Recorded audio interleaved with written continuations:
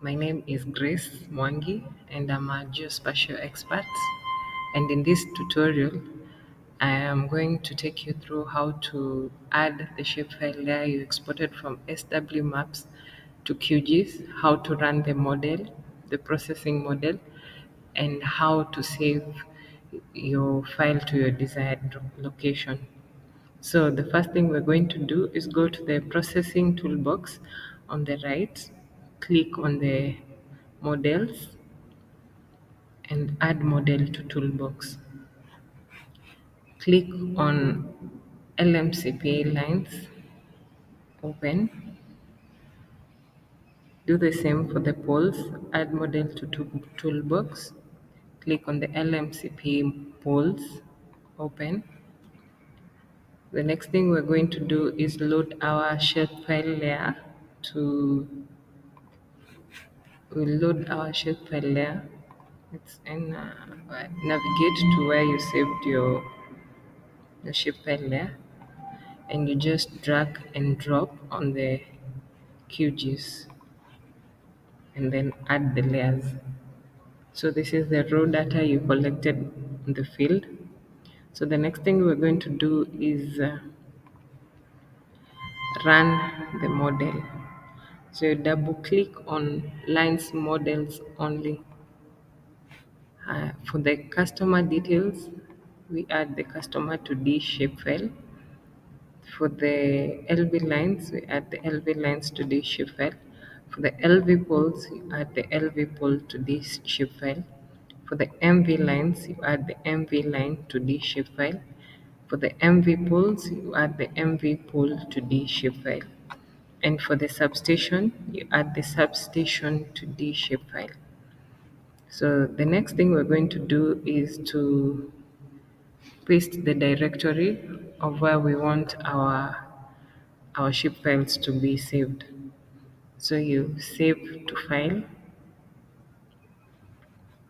and I want to save mine in the document LMCP folder, and I name the shapefile LV poles according to the layer name and save.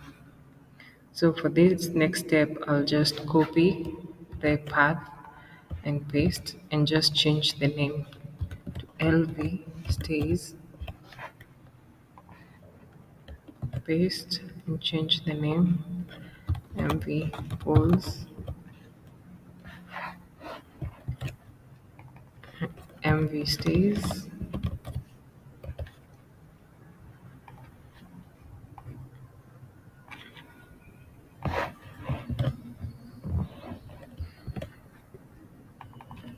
MV lines,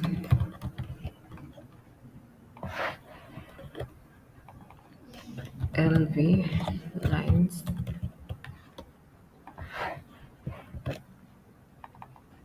and the customer TX details. Run. So if you notice, we only have one layer of customer and TX details.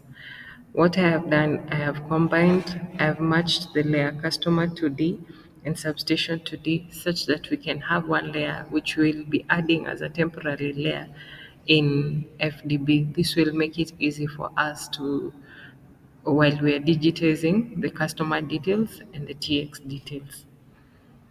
So we uncheck the original files, and this is how the output looks like. If you query the attributes, you will note that there are fields that have been added. For example, this day CU, commissioning date, and DCS category. These fields are the ones that will be mapped.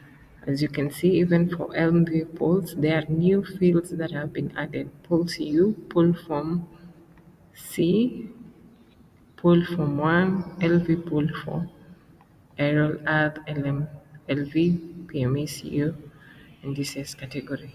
So every time you run your model, you have to ensure that these new fields have been created and have been filled according to what you picked in the field. So that's it for now.